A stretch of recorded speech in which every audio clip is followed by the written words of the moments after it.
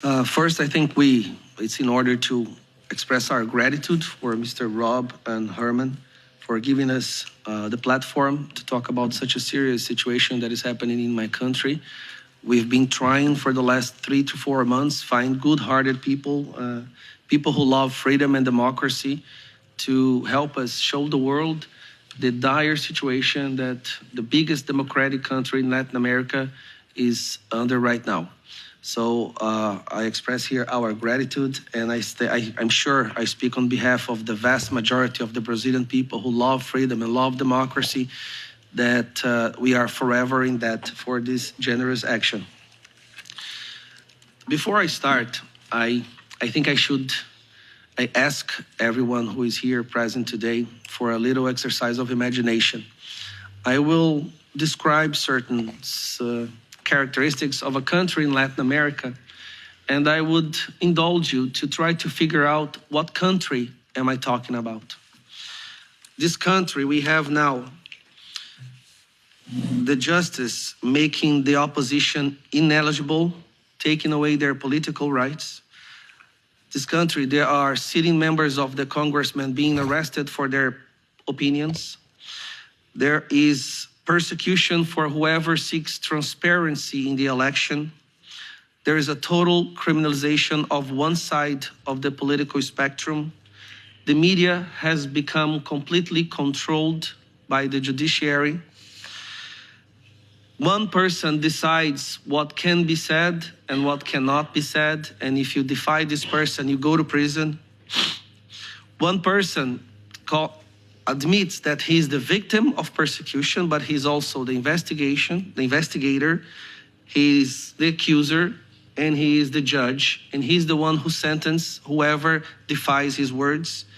And there are hundreds and hundreds of political prisoners.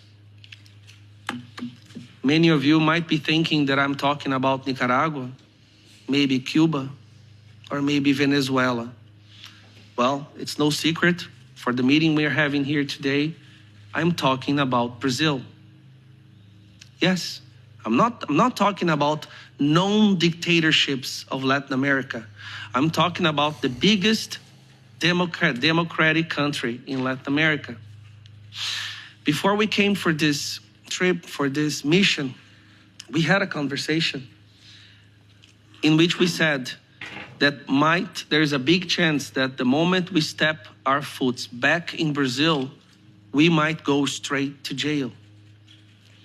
Even at the airport coming here, I remember talking to Bia, we were afraid that we would be detained before leaving the country. And the reason for that is because the same day that we were on the airport to come here, we had this scandal of Twitter Files Brazil. I don't know if you had a chance to look into it, but Elon Musk published the exchange of emails from former employees of Twitter before Elon Musk took over Twitter, in which Alexandre de Moraes ordered Twitter to censor all the right-wing politicians, to delete posts, to delete profiles, and forced them to delete them, but not saying it was a judicial order. Delete them, saying it was against their internal policy. Now, there's a question that I keep asking, and no one is able to explain to me or to give me a right answer. Why is it that Venezuela is considered a dictatorship all over the world, even by the leftists, but Brazil is not? When what's happening in Brazil is even worse than what's happening in Venezuela?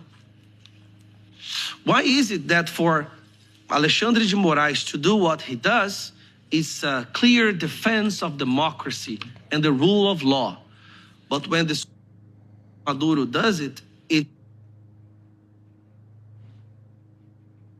this is something that I haven't been able to find one person to explain to me. One person. In Venezuela, we have institutions, right?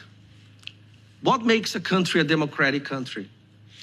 Throughout the history of humanity, we set in place devices and institutions with one goal in mind, to make sure that a tyranny will not happen again.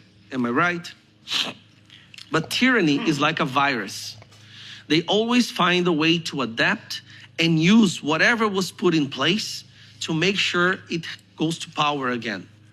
And they are learning how to do that even with our institutions, with Supreme Court, Judiciary, Parliament, Executive, everything. They were able to find a way. They adapted again. Brazil is today maybe the battleground for this new kind of dictatorship, a dictatorship that identifies as a democracy. Because nowadays, nothing is what it really is, it's what it identifies as. This is the crazy world we're living in. We call it a trans-democracy, a dictatorship that identifies as a democracy. Brazil is today an experiment. It's a laboratory of how to implement a dictatorship disguised as a free country, as a democracy. And if it succeeds in Brazil, make no mistake, it will succeed everywhere else in the world. I see that in many other countries, they are already trying and they are already experimenting what is happening in Brazil. And Brazil is one of the biggest countries in the world. It is the biggest country in Latin America. It is the biggest Christian country in Latin America. I cannot let my country, the country of my children, of our children, become a dictatorship without a fight. And I'm not afraid of being arrested anymore. I gave my life to God, honestly. And the same thing I say to my colleagues that are here today. Ricardo Salles, Polon, Júlia Zanata, Bia, Eduardo Bolsonaro. We know that just by being here, going back to Brazil will be a risk. We know that there is a big chance that we will lose our freedom, but we don't care about losing our freedom as long as we fight for the freedom of our future generation, of the people of Brazil.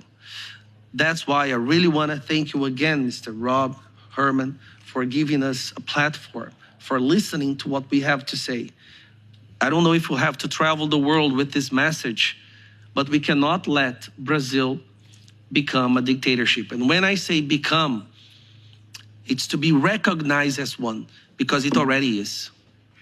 We have here today a journalist, Sérgio Tavares, journalist from Portugal who went to Brazil to cover a protest against what's happening in Brazil. He was almost arrested at the airport. The questions that the federal police asked him was, what do you think of Alexandre de Moraes? Do you like the Supreme Court? Who did you vote for?